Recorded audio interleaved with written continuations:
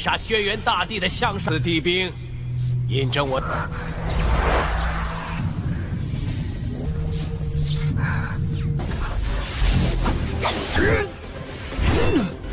九天武帝的惊险，再死2个人族武帝。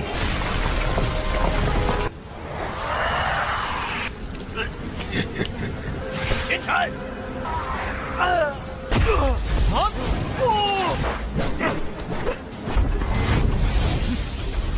人族的畜生，我要你死！不行，这样下去根本追。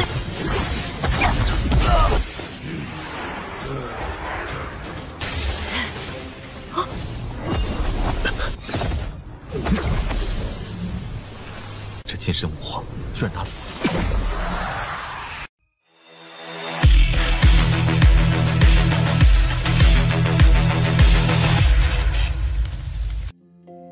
Halo semuanya, selamat datang di Ruang Sinema. Bagaimana kabar kalian semua? Semoga selalu sehat dan baik-baik saja. Sesuai jadwal, jadi pada hari ini kita akan kembali melanjutkan series Donghua Martial Master episode terbaru, yang mana ini adalah episode yang ke-593. Bagi yang mau bergabung dengan series ini, kita sudah sediakan playlistnya. Jadi kalian bisa dengan mudah mencari di mana episode awal dari series ini. Sebelum kita mulai episode terbarunya, kita akan melihat dulu apa saja yang telah terjadi pada episode sebelumnya, tepatnya pada episode 592. Kemarin, Tianwuji bersama tetua lainnya masihlah terus berusaha untuk menghancurkan pertahanan yang dibangun oleh Queen. Bahkan mereka itu memiliki sebuah kesempatan untuk dapat menyerangnya secara langsung. Hanya saja, Queen memiliki token Raja Iblis. Itu bukanlah sekedar token biasa, melainkan sesuatu yang dapat melindungi dirinya dari berbagai serangan. Kinchan yang merasakan ada sesuatu yang salah segera melakukan penyerangan ke berbagai sisi susunan formasi, yang mana hal itu pun langsung membuat Kinchan menemukan titik lemah dari susunan formasi. Alhasil, sebuah serangan langsung saja ia lancarkan untuk dapat menghancurkan token Raja Iblis yang Queen miliki. Berkat semua itu jugalah pintu-pintu yang tadi tertutup dengan rapat telah berhasil dihancurkan. Kini mereka hanya perlu melarikan diri saja. Tapi tentu para pria berjubah hitam bersama yang lainnya tidak akan membiarkan hal ini terjadi. Bahkan Kinchan juga sempat melakukan pertarungan. Sekarang kita akan melanjutkan episode terbarunya. Serangan yang Kinchan lancarkan tidaklah disangka oleh pria ini. Sedangkan Kinchan bersama yang lainnya memanfaatkan hal itu untuk kembali melakukan pelarian. Akibat serangan sebelumnya mengakibatkan pria ini tidaklah dapat bergerak dengan bebas. Jadi dia meminta untuk menghentikan orang-orang itu. Mengetahui hal ini, Hong Yu tentu tidak akan membiarkan mereka pergi begitu saja. Karena jika ada yang keluar dari tempat ini, maka rahasia istana Piao Miao akan terbongkar. Alhasil, susunan formasi kembali dia ciptakan, yang mengakibatkan Kinchan bersama yang lainnya tidaklah dapat melarikan diri. Hong Yu pun berencana untuk kembali melakukan penyerangan. Tapi sebelum itu, Kuloh Dao dan juga Mokara menghentikan tindakannya, yang tentu saja membuat Hong Yu menjadi kebingungan. Sebenarnya apa yang sedang mereka lakukan? Mokara meminta untuk membiarkan kelompok itu kepada mereka, sedangkan Hong Yu diminta untuk mengurus yang lainnya. Kuloh Dao sadar betul kalau Hong Yu masihlah belum terlalu percaya kepada mereka. Jadi dia berusaha untuk menenangkannya. Pasalnya mereka juga telah menerima misi langsung dari permaisuri, yakni menghabisi para pengikut kekaisaran Xuan Yuan. Jadi bagi mereka, kelompok ini bukanlah apa-apa dan dapat dikalahkan dengan mudah. Hong Yu mulai percaya dengan perkataan mereka. Bahkan di sini Kuloh Dao memperlihatkan pedang milik Feng Lei, yang mana dia ingin membuktikan kalau mereka memang berkata dengan jujur. Selain itu, dia ingin menitipkan salam kepada permaisuri kalau suatu hari nanti mereka akan menghabisi Kaisar Xuan Yuan. Pedang ini akan dirinya titipkan kepada Hong Yu supaya bisa diberikan kepada permaisuri istana Piao Miao. Tentu saja perkataan Kuloh Dao membuat Hong Yu yakin kalau kemungkinan dia memang adalah bawahan dari permaisuri. Terlebih lagi, pedang Feng Lei berada tepat di hadapannya. Meskipun pada awalnya dia agak ragu, namun pada akhirnya pedang ini pun tetap dirinya ambil.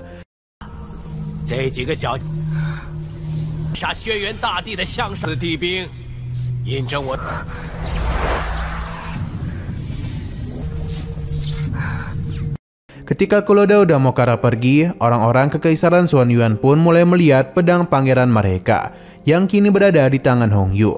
Hal itu tentu saja membuat Tianwuji menjadi sangat murka. karena muridnya benar-benar telah dihabisi oleh istana Piao Miao. Tianwuji berjanji kalau mulai sekarang Kekaisaran Xuan Yuan dan istana Piao Miao akan menjadi musuh. Pertarungan langsung saja terjadi di antara mereka, di mana ini adalah pertarungan antara dua penetua tertinggi dari masing-masing kekaisaran. Queen yang melihat hal itu tentu saja menjadi sangat kebingungan. Sedangkan Mokara dan Klodao tengah berada di hadapan kelompok Qingchen, yang mana pria ini pun menjadi sangat percaya diri kalau ini adalah akhir dari hidup mereka. Untuk Qingchen sendiri tengah memperhatikan pertarungan yang terjadi di antara orang-orang itu, di mana kelompok manusia sejauh ini masihlah mampu mengimbangi para keturunan rasi iblis. Sebenarnya Tianwuji memiliki kesempatan untuk menyerang Queen, namun perhatiannya malah teralihkan kepada Hongyu. Sedangkan Ba sendiri merupakan keberadaan yang sulit dikalahkan. Ia sudah menghabisi begitu banyak kelompok manusia, yang membuat formasi darah semakin bereaksi saja. Ini tentu saja membuat Queen menjadi sangat senang. Pasalnya rencananya tidak akan lama lagi akan selesai. Mungkin mereka hanya membutuhkan 2 orang di tingkat Gotrim saja untuk bisa dikorbankan. Dengan begitu formasinya akan selesai. Jadi Queen langsung saja memperkuat susunan formasi agar bisa membangunkan sesuatu di bawah pulau itu.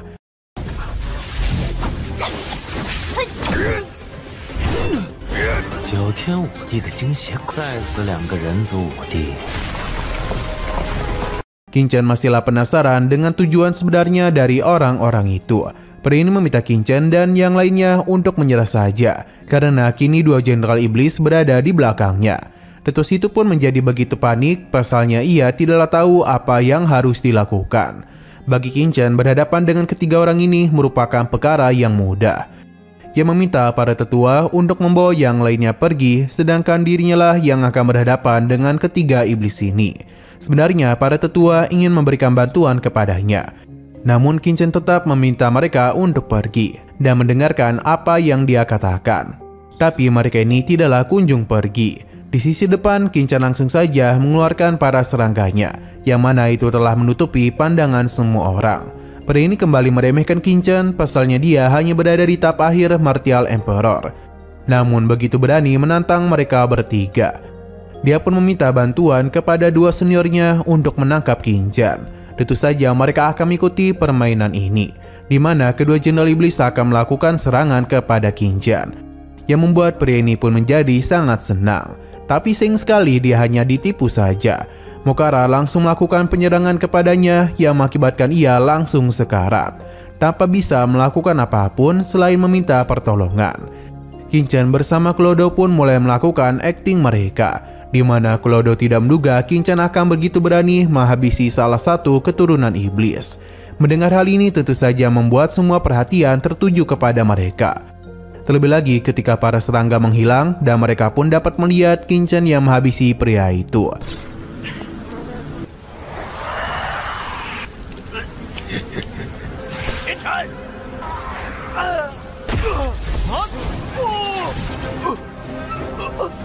Namun kali ini ada yang berbeda. Pasalnya esensi darah dan jiwa dari pria itu diserap ke dalam benih iblis Qingchen, yang mana hal ini pun tentu saja langsung membuat dirinya menerima kekuatan yang begitu besar.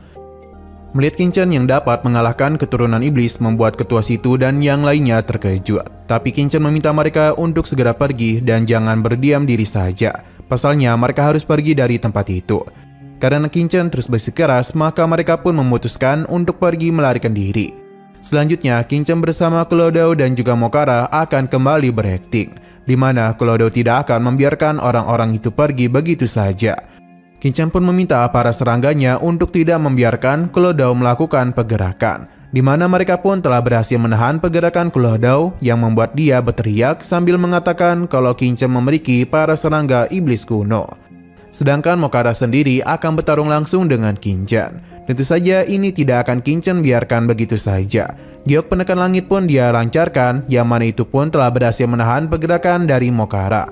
Qingchen meminta Mokara untuk melakukan sesuatu, di mana dia itu ingin diserang tepat mengenai dirinya, yang mengakibatkan Qingchen pun terpental.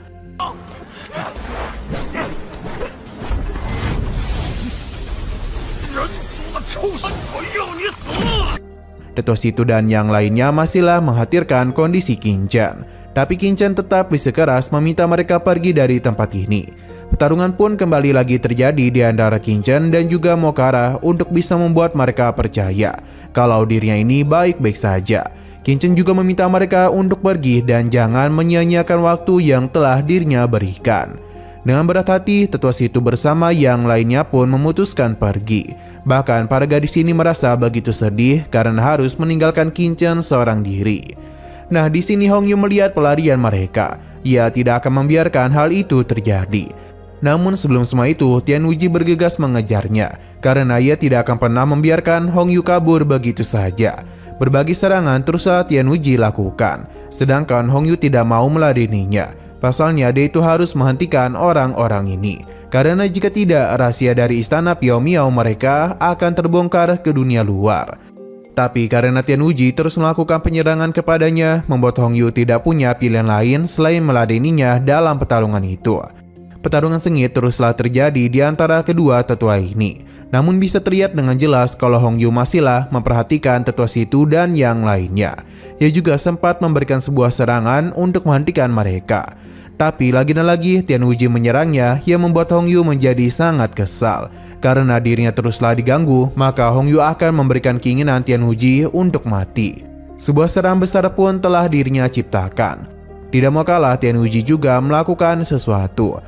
Namun semua ini dirinya lakukan untuk mengalihkan perhatian dari Hong Yu saja. Sebab ketika dirinya tengah fokus membentuk serangan, Tian Wuji memilih untuk kabur dari hadapannya. Yang tentu saja membuat Hong Yu menjadi semakin kesal.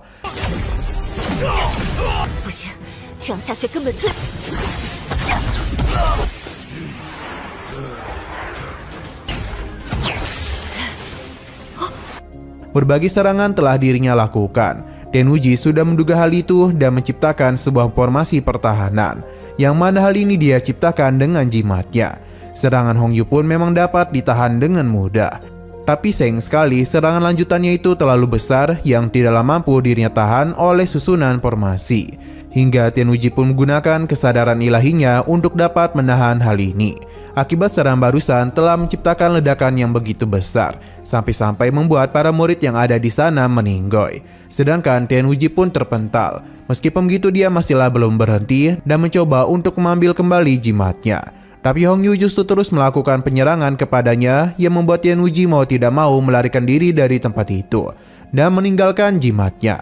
Namun dia berjanji kalau suatu hari nanti dia akan membalaskan dendam para muridnya kepada istana Piao Miao. Para tetua lainnya juga tidak ketinggalan untuk melarikan diri, yang membuat Hong Yu agak panik pasalnya sudah banyak orang yang pergi meninggalkan tempat ini. Dia yakin rahasia ini akan menyebar dengan cepat yang mengakibatkan istana Piao Miao dalam bahaya. Sedangkan orang-orang yang tersisa menjadi sangat panik, karena jika terus seperti ini maka merekalah yang akan mati. Tidak mau berakhir begitu saja, mereka pun akan memberikan perlawanan supaya dapat pergi melarikan diri. Hanya saja para pria berjubah hitam tidak akan membiarkan hal itu. Untung saja ada beberapa tetua yang dapat melarikan diri.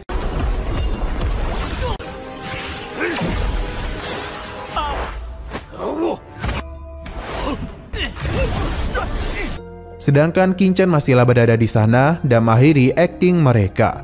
Ia pun menghampiri harta yang ditinggal oleh Tian Wuji, di mana harta ini bukanlah sebuah harta sembarangan, melainkan sebuah kertas jimat yang begitu kuno. Kemungkinan harta ini berada di kelas 9 puncak. Berhubung Qin Chen sangat tertarik dengan harta itu, jadi dia berusaha untuk mengambil alihnya. Kesadarannya pun dimasukkan ke dalam harta tersebut, di mana Qin Chen langsung saja melihat sebuah kekuatan yang begitu besar pada inti harta. Qin Chen mencoba mendekatinya, namun harta itu memberikan perlawanan. Itu sangatlah wajar karena benda ini layaknya semacam pusaka istimewa. Sosok di Gothrim seharusnya tidak hanya menggunakan hal ini sebagai senjata saja. Qin Chen pun langsung melakukan penyerangan kepada inti dari harta itu, supaya dirinya dapat mengambil alih harta tersebut. Pada awalnya perlawanan teruslah diberikan oleh harta ini, namun Qin Chen tidaklah menyerah. Ia terus-menerus melakukan penyerangan hingga padanya harta itu pun berhasil dirinya ambil alih.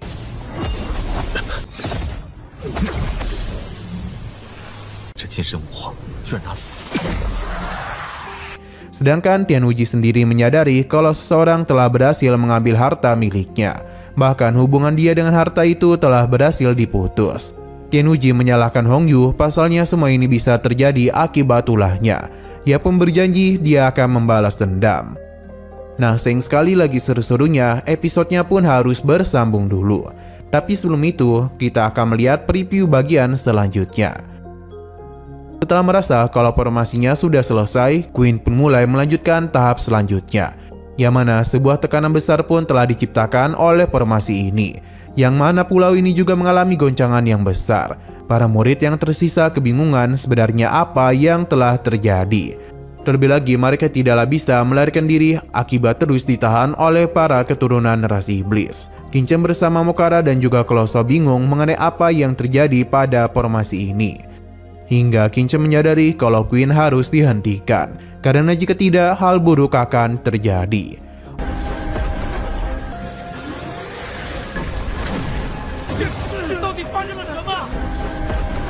Oke, sekian dulu pada video kali ini. Untuk video selanjutnya akan segera hadir. Jadi bagi kalian yang ingin mengikuti series ini, langsung saja klik subscribe dan aktifkan loncengnya. Terima kasih yang sudah menonton video sampai habis. Jika kalian suka pada video ini, klik like dan share ke teman-teman kalian tentang channel ini. Dan ditunggu aja kelanjutannya. Oke, sampai jumpa di video selanjutnya.